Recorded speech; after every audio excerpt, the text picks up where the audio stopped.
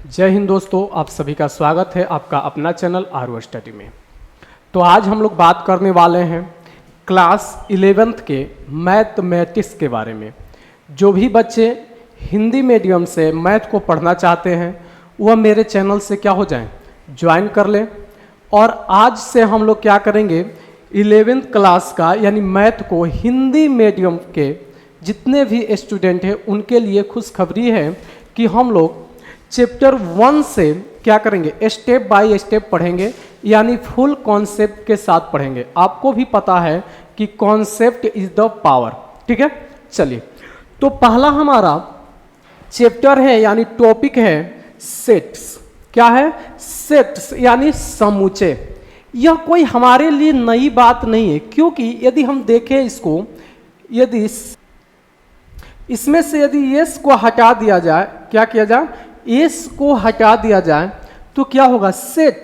हम लोग बचपन से ही कोनो चीज मतलब कोई काम कर रहे हैं यार, हम कोई मान लीजिए लूडो खेल रहे हैं, चाहे कोई खेल रहे हैं, यानी उसको सेट कर रहे हैं, इसको बैठा रहे हैं, नहीं सेट हो रहा है तो कहते हैं यार इस सेट नहीं हो रहा है।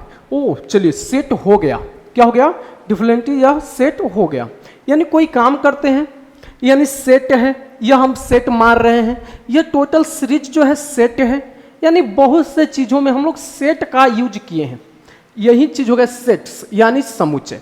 समझेंगे हम लोग समूचे कहते किसको हैं, समूचे का डिफिनेशन क्या है। तो ध्यान दिया जाए, वस्तुओं का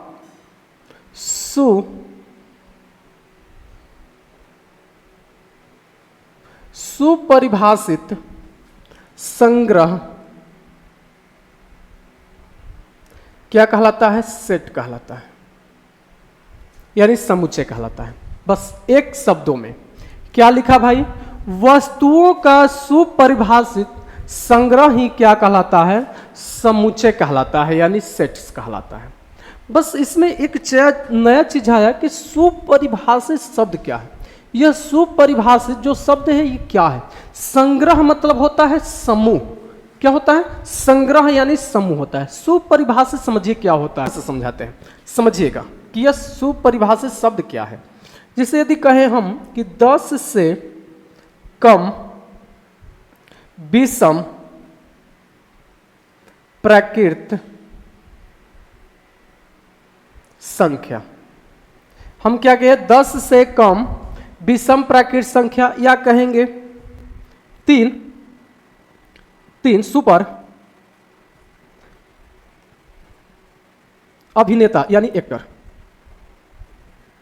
ठीक है। या कहेंगे, अभी आप लोग समझते रहिए, बस जो शब्द लिख रहे हैं उसको समझाने का हम कोशिश करेंगे। सुपरिभाषित शब्द क्या, आगे समझिएगा। या कहेंगे अंग्रेजी वर्ण माला में स्वर, या कहेंगे हम कि 5 प्यारे जानवर, या कह सकते हैं क्या, समीकरण x² = 9। अब ध्यान दिया जाए, कहने का मतलब सुपरिभाषित शब्द होता है यदि हम कोई समूह बना रहे हैं, उसमें यदि हम वही बना रहे हैं, कोई दूसरा व्यक्ति आएगा तो वो भी वही बनाएगा। ध्यान दिया जाए, शब्द को समझिएगा। कर 10 से कम विषम संख्या, हम कहेंगे किसी व्यक्ति से बोलेंगे कि आप ऐसा काम करिए कि 10 से कम विषम संख्या बताइए कौन कौन होगा। तो विषम संख्या क्या होता है, जो 2 से ना कटे, यानी सबसे छोटी विषम संख्या 1, 3, 5, 7 और 9। क्या कह रहा है जी, 10 से कम, तो 10 से कम ये सारी संख्या क्या है, विषम संख्या है। यदि हम किसी दूसरे व्यक्ति से भी बोले कि आप क्या करें, 10 से कम विषम संख्या विषम प्राकृत संख्या लिखिए, तो वही लिखेगा। कोई तीसरा व्यक्ति से बोलेंगे वही लिखेगा। यानी किसी भी व्यक्ति से हम बोले तो वह क्या करेगा भाई, 10 से कम प्राकृत संख्या यह लिख देगा। यानी कहने का मतलब हम भी लिखें या आप लिखिएगा या कोई दूसरा लिखेगा कोई व्यक्ति, तो सबके लिए क्या होगा, यह समान होगा। इसी को हम लोग बोलेंगे क्या, सुपरिभाषित। बात समझ में आया, सबके लिए क्या होगा, समान यानी सुपरिभाषित। दूसरा चीज देखते हैं, 3 सुपर अभिनेता यानी एक्टर। हम पूछेंगे 3 सुपर अभिनेता कौन है, तो हमारे लिए हम कहेंगे 3 जो है अक्षय कुमार है, ऋतिक रोशन है, शाहरुख खान है। यदि कोई दूसरा व्यक्ति से पूछा जाए कि आप 3 क्या करिए, एक्टर का नाम बताइए भाई अभिनेता का, तो उसके लिए हो सकता है मुकेश खन्ना हो जाए, जैकी श्रॉफ हो जाए, अमिताभ बच्चन हो जाए। किसी दूसरे व्यक्ति से हम पूछे तो उसके लिए भी अलग अलग होंगे। यानी कहने का मतलब सबके लिए एक समान नहीं होंगे। यानी जब एक समान नहीं होंगे तो सुपरिभाषित शब्द नहीं होगा। यह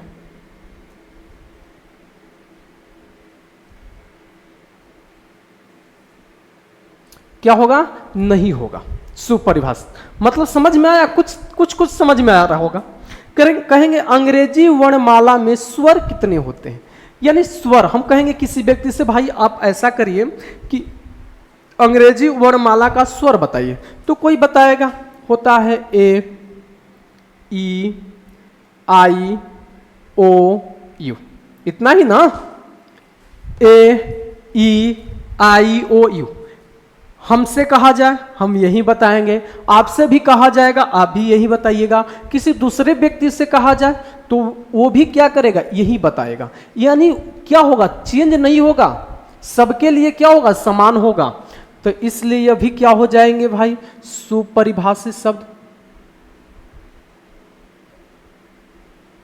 क्या होगा? सुपरिभाषित शब्द हो जाएगा। यह बात समझ में आया? ऐसे हम बोले कि 5 प्यारे जानवर, आपको बताना है कि 5 प्यारे जानवर। हम बोलेंगे गाय, बकरी, भैंस, हिरण और भालू मेरे लिए क्या है? यह प्यारे जानवर है। आपसे पूछा जाए तो आप किसी दूसरा का भी नाम ले सकते हो। कहेंगे हाथी, बाघ, सियार, चीता, लोमड़ी क्या है आपके लिए। किसी दूसरे बंदे से पूछा जाए तो वह कुछ अलग बताएगा। सबके लिए समान नहीं है, इसलिए क्या होगा?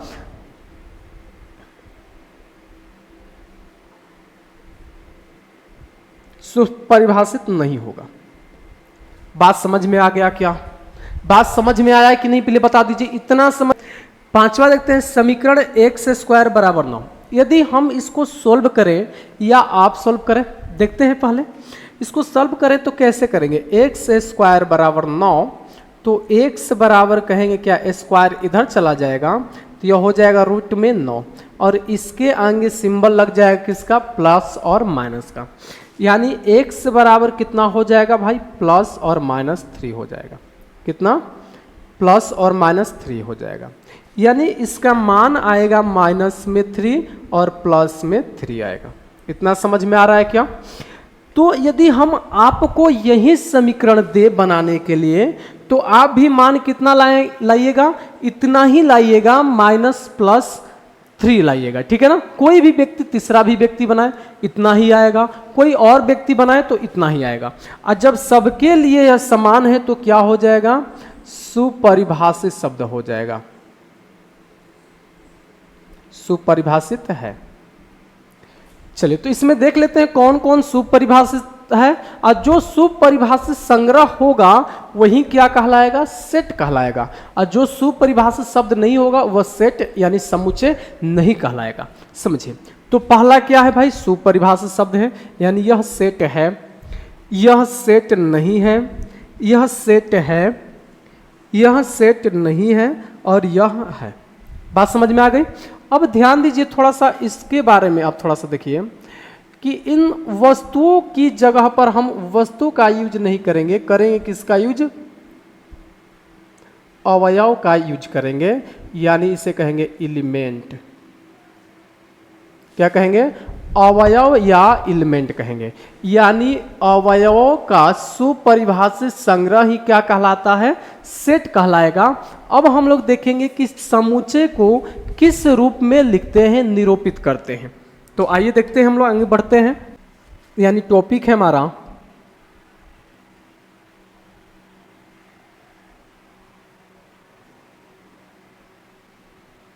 निरूपण, यानी कैसे लिखेंगे। यह तो हम लोग पहचान लिए कि कौन समुच्चय है कौन नहीं है, तो लिखेंगे कैसे भाई? आइए देखा जाए। इसको लिखने का 2 तरीका है। पहला तरीका रोस्टर फॉर्म या सारणीबद्ध रूप। दूसरा जो है समूचे निर्माण रूप है। अब समझिएगा कि इसमें क्या होता है। पहला क्या है भाई, रोस्टर रूप या सारणीबद्ध रूप। दूसरा जो है समूचे निर्माण रूप। आगे समझिएगा। रोस्टर रूप में क्या होता है कि समूचे का ही बात करना है। जो समूचे है, जो समूचे नहीं उसका बातें नहीं करेंगे, उस समूचे में है ये नहीं, उसको बाहर फेंक दो भाई। आगे देखते हैं। इसको लिखने का तरीका बता रहे हैं। पहले हम एक बार क्या करते हैं, लिख देते हैं, और उसके बाद इसका नियम जो है, 3 नियम है, तीनों नियम इधर क्या करेंगे, आपको बारी बारी से समझा देंगे। आगे देखिए। जिससे मान लीजिए यह हम लिए थे, यह समुच्चय है कि नहीं, सुपरिभाषित शब्द है यानी समुच्चय है। तो इसको लिखेंगे कैसे? जो भी संख्या दी हुई है इसको, यानी अवयव, क्या है, अवयव यानी एलिमेंट, जो भी है उसको लिख लेंगे ऐसे, अच्छे से लिख लिए, और इसको एक छोटे कोष्टक के रूप, मझले कोष्टक के रूप में व्यवस्थित कर देंगे, यानी मझले कोष्टक के रूप में सजा देंगे। यही रूप क्या कहलाएगा, रोस्टर या सारणीबद्ध रूप कहलाएगा। बात समझ में आ गई क्या? इसी तरह इसको भी देख लेते हैं। यह हमारा सेट है, यानी इसको भी हम लिख सकते हैं ए ई आई ओ यू, और सबके बीच कोमा रहना चाहिए, और इसको मझला कोष्टक के अंदर बंद कर देंगे, और यही क्या कहलाएगा, हमारा रोस्टर रूप यानी सारणीबद्ध रूप कहलाएगा। ठीक है ना? बात समझ में आ गया।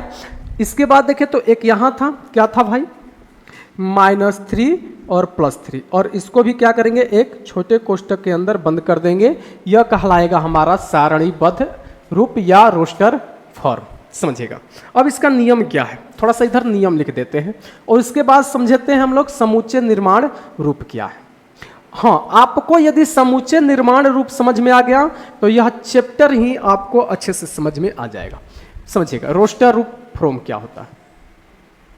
पहला नियम है कि अवयव को हम लोग क्या करेंगे, संग्रहित करेंगे। क्या करेंगे, अवयव को हम लोग संग्रहित करेंगे। अवयवों को संग्रहित करके उन्हें, यानी मझिला कोष्टक और कोमा देकर लिखेंगे। ठीक है, पहला क्या करेंगे, अवयव को संग्रहित करेंगे, और करने के बाद उन्हें क्या करेंगे, मझिला कोष्टक के अंदर और कोमा दे देकर क्या करेंगे, निरूपित कर देंगे, यानी लिखेंगे। दूसरा जो नियम है वह नियम क्या है भाई, यानी अवयव को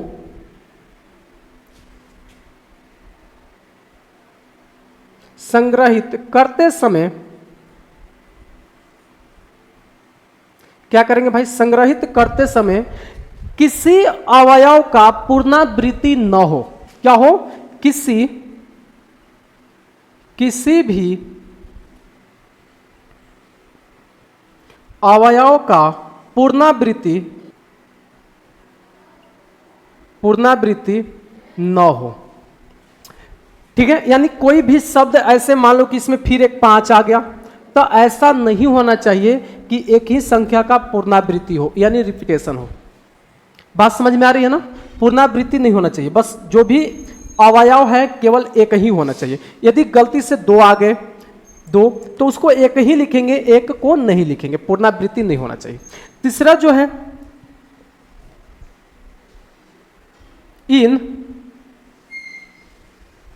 इन अवयवों को किसी भी क्रम में लिख देंगे। किसी भी क्रम में क्या कर देंगे, लिख देंगे या नहीं लिखेंगे। कोई जरूरी नहीं है कि 1, 3, 5, 7, 9 ऐसे है तो इसी क्रम में लिखें। यदि आपको मन करे 1 लिखने का, 5 लिखने का, 3 लिखने का, 7 लिखने का और 9 लिखने का, तो ये भी क्या हो जाएगा भाई, ये भी हमारा रोस्टर रूप हो जाएगा, रोस्टर फ्रॉम हो जाएगा। बस आपको देखना है 1 2 3 4 5 है, 1 2 3 4 5 है, छूटना नहीं चाहिए। आप किसी भी क्रम में इसको व्यवस्थित कर सकते हो, कोई जरूरी नहीं है कि सीरियल नंबर से ही चलेगा। ठीक है, कल हम लोग देखेंगे, वीडियो थोड़ा सा लंबा हो गया है, फर्स्ट दिन है, कल हम लोग देखेंगे समुच्चय निर्माण रूप क्या है। ठीक है बंधु, यदि आप लोग इस चैनल पर नए हो तो चैनल को क्या कर लेना है, सब्सक्राइब कर लेना है, क्योंकि आप लोग को रोज यानी पर डे शाम को 7 बजे शाम में क्या करेंगे, वीडियो को छोड़ देंगे और आप लोग जाकर देख लीजिएगा। ठीक है, मिलते हैं अगले क्लास में, तब तक के लिए जय हिंद जय भारत।